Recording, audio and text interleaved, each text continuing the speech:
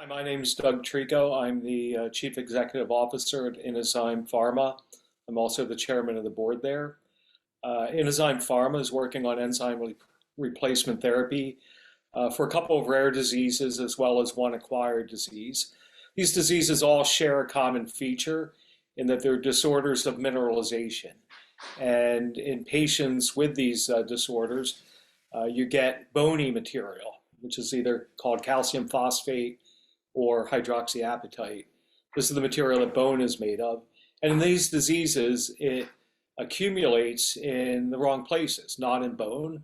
It accumulates in blood vessels, prevents them from functioning properly. It precipitates in the skin. It precipitates in other tissues and organs in the eye. And so you get calcification throughout the body. And we're looking at an enzyme replacement therapy that can be useful in multiple diseases to reverse the effects of this disease. So with ENPP1 is an enzyme that cleaves ATP into pyrophosphate and AMP, or adenosine monophosphate. And pyrophosphate, which is two phosphate molecules joined together, has been known for a long time, since the early 60s, as a potent inhibitor of mineralization. And so it prevents calcium phosphate from precipitating throughout the body. In fact, it's bioactive on its own. You can put it in a test tube with calcium phosphate and it'll prevent its precipitation. So it has activity in its own right. And so ENPP1 deficiency causes low levels of pyrophosphate. It also causes reduction in adenosine production, which I'll get to in a bit. But it causes low levels of pyrophosphate, and because you're not cleaving enough ATP to generate pyrophosphate. And calcium phosphate starts to precipitate throughout the body. We believe that if you provide this enzyme back, there's adequate levels of ATP circulating, so it can restore its normal function, its normal role, and generate pyrophosphate and reverse the effects. Now, in addition to the effects on blood vessels that prevents them from functioning properly, you can imagine that if you've got a calcified blood vessel, it's stiff, it doesn't pump blood the way it should, and blood doesn't flow in it the way it should. So that's one major problem here. And so babies born with this disease have severely calcified blood vessels, the aorta, heart valves. The heart doesn't function to pump blood properly. And these babies, unfortunately, half of them will die before 6 months. Now, it has another role in normal bone formation. So in addition to preventing bony material from forming in the wrong place, it also ensures that bone forms properly in the right place on the surface of bone. And so if you don't have adequate levels of pyrophosphate, then as your skeleton forms, you will have skeletal abnormalities, typically called rickets, which include a number of bony defects, but also includes what you classically see as, bowed limbs and knock knees. These children have a lot of problems with walking and mobility. There's a lot of stigma associated with it.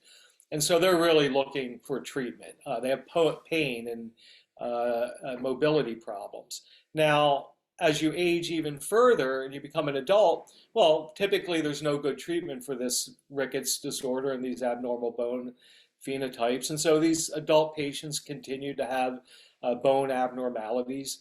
But then this disease causes further calcification in the joints and tendons where they attach to bone and muscle. This causes more pain and more inflammation.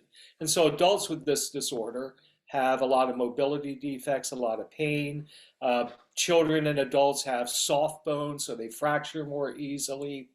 And so, all of these patients, starting from birth, have a progressive lifetime of disability. And so we believe that this enzyme will be useful in all of these patients to reverse the disabling effects of their disease.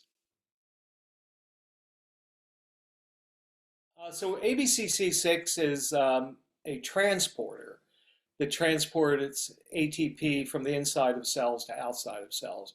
Now remember, I told you that the substrate for the enzyme ENPP1 was ATP. So if you have low levels of ATP, you may not make enough pyrophosphate. And so the difficulties that patients have with low pyrophosphate in ENPP1 deficiency are also seen in patients with ABCC6 deficiency. And so if we believe that pyrophosphate is an important player here, which I think most scientists and clinicians do, then perhaps providing ENPP1 enzyme to those patients would allow them to use the lower levels of ATP that are there to generate adequate levels of pyrophosphate. And so this is kind of enzyme kinetics. If you want to increase the rate of reaction, you add more enzyme or you add more substrate. In this case, we're adding more enzyme to make the enzyme move in the right direction. We believe that we have a good animal model for this, showing that this theory that if you want to scavenge these lower levels of ATP with the ENPP1 enzyme, that you can raise pyrophosphate. And in those cases, in those mice that have this defect, we're able to reverse the pathology associated with the disease, this calcification that accumulates. And we also have similar models with ENPP1 that show the enzyme works in those genetically defective mice. So we think we've de-risked both of these diseases through good animal models in mice. Now, with ABCC6 deficiency, the picture from birth to adulthood is somewhat different. Babies born with the disease, with the deficiency, look very, very similar to the babies who are deficient in ENPP1, because early in life, pyrophosphate has the biggest effect on the vasculature of these babies. And we will treat those babies in part of our ENPP1 infant study. I'll jump to the adults for a second, because everybody generally thinks of ABCC6 deficiency as an adult disease. Sometime in your early 20s, you show up with a skin defect. The skin loses elasticity. Your eyes show a characteristic calcification and other pathology. And you may have had some cardiovascular problems, or maybe some ischemic attacks. And so the adults with this disorder are typically characterized in that way. And people understand this. In fact, there's a whole name for this disease in adults called, with ABCC6 deficiency. It's called PXE, or pseudoxanthoma elasticum. And that refers to the skin defect that they have. What was interesting was nobody had really reported on what was happening on children.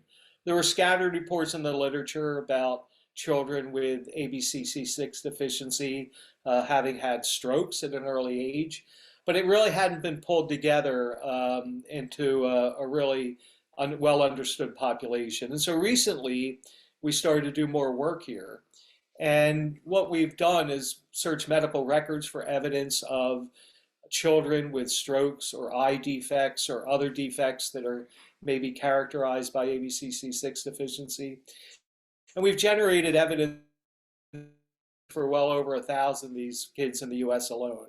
And that's given us the impetus to really move forward aggressively in this population, because these children, at least in our natural history database, more than half of them had strokes before an age of 4. We also know that they will all eventually lose their vision, or most of their vision, due to a progressive eye disease that starts very early in life. So we think that if we start treating these patients early, we can have a major impact on disabling strokes and on a debilitating vision loss. So we're very excited to have really, I think, for the first time identified a population of children with this disease, which had been really overlooked, identified what the critical unmet needs are on stroke risk and vision loss, and we're prepared to move forward aggressively early next year with a study, once we get approval from regulators, to address this disease in children.